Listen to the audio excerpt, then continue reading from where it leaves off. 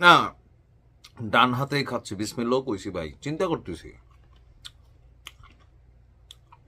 Green Apple মিষ্টি, তবে এই মিষ্টি চিন্তা করতেছি যে ঘটনা ঘটলো কেমনে। হ্যাঁ, কথা বলছি এই মুহূর্তে সার্জিসকে নিয়ে। ছেলেটার কপাল ভালো, যখন ছাত্রলীগে ছিল তখন একদম হাই প্রোফাইল জায়গায় অবস্থান করতে পারছে। তারপর তো সরকার পতনের ক্ষেত্রে দ্য হিরো অফ বাংলাদেশ হয়ে গেল। এরপর বিএনপির সাথে যে বাকবিতণ্ডা জড়াচ্ছে, ব্যাকআপটা কি? ব্যাকআপ শুধুমাত্র এনসিপি না। মজার বিষয় হচ্ছে, সার্জিসের বিরুদ্ধে গাজীপুর বিএনপির একজন নেতা মামলা দিয়েছেন।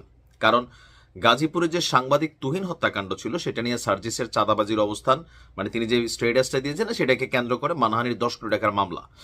তো এই মুহূর্তে ওটা নিয়ে সার্জিস আবার কথাও বলছে।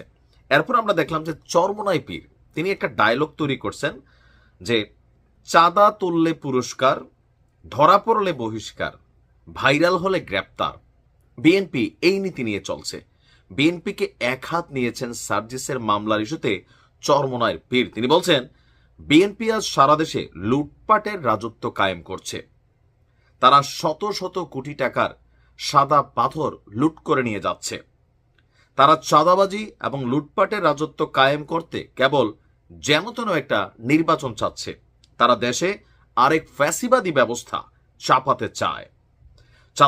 চাঁদা তুললে পুরস্কার, ধরা পড়লে বহিষ্কার, ভাইরাল হলে গ্রেপ্তার, এই নীতি নিয়ে বিএনপি চলছে। এমনকি তিনি এখানে আরো গুরুত্বপূর্ণ অংশ যেটা বক্তব্য দিয়েছেন যে প্রোগ্রামটা ছিল আপনার কিশোরগঞ্জের আজিমউদ্দিন উচ্চ বিদ্যালয়ের যে মাঠ আছে সেখানে রাষ্ট্র সংস্কার, গণহত্যার বিচার, পিআর পদ্ধতি, এটা নিয়ে আমি 2টা ভিডিও করছি, দেখে নেবেন। পিআর পদ্ধতিটা এবার নির্বাচনে খুবই বড় ফ্যাক্ট হবে।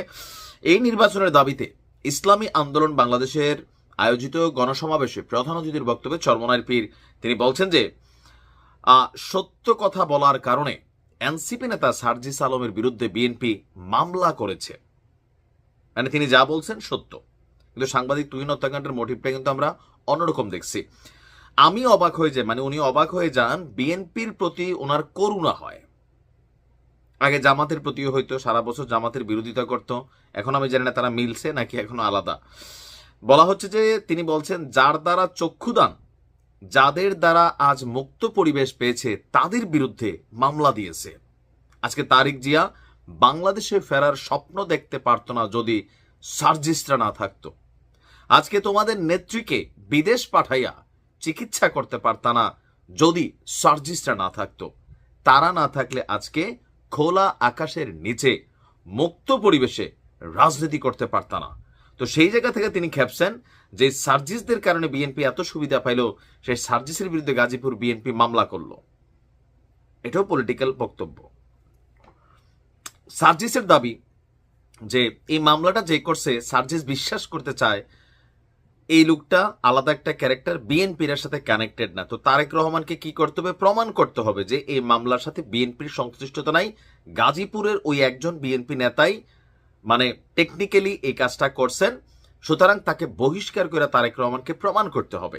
অপরদিকে আপনার ফজলুর রহমান, যিনি বিএনপির একজন কিশোরগঞ্জের বড় একজন নেতা, আবার হাবিব ভাই তিনি আরেকজন নেতা, তারাও সার্জিসকে নিয়ে যেই ভাষায় কথা বলছে, সার্জিস এখানেও দেখতে চায় যে এগুলা বিএনপির আদর্শ না। বিএনপি তাদের বিরুদ্ধেও সাংগঠনিক ব্যবস্থা নিয়ে প্রমাণ করতে হবে যে বিএনপি ভিন্ন। এখন প্রশ্ন হচ্ছে, জনাব তারেক রহমান কি সিদ্ধান্ত নেবেন বা মির্জা ফখরুলরা কি সিদ্ধান্ত নেবেন? সার্জিসের পক্ষে শুধুমাত্র এনসিপি না, চরমোনাই পীর এখন সাপোর্ট দিচ্ছে। তবে আমাদের দেশের এই ধর্মীয় দলগুলোর একটা চরিত্র আছে, যেদিকে বৃষ্টি এদিকে পাতলা ধরে। আমাদের এই পীর সাহেব তিনিও কি নির্বাচন করছিলেন না আওয়ামী লীগ সরকারের সময়? করছিলেন তো, পরে দিয়ে তিনি ওইখানে উল্টাপাল্টা ঘটনা ঘটছে, এগুলো অনেক কিছু আছে। তো যাই হোক, এই মুহূর্তে সার্জিসের জন্য এটা বড় একটা প্রাপ্তি যে চরমোনাইয়ের সাপোর্টটা আসলে বড় সাপোর্ট। কিন্তু এই কারণে অনেকে বলে যে চরমোনাই, জামাত ইসলাম, হেফাজত ইসলাম, এএনসিপি এরা সবাই মিলে একটা টিম, জাস্ট ভিন্ন ভিন্ন ক্যারেক্টারে আছে। যদিও আমি এটাকে বিশ্বাস করি না, কারণ প্রত্যেকের রাজনৈতিক এথিক্সটা আলাদা। কারণ হেফাজত আবার জামাত নিয়ে যে বক্তব্য দিছে এটা তো দেখছেনই। যাই হোক, দেখা যাক কি হয়। ভালো থাকুন।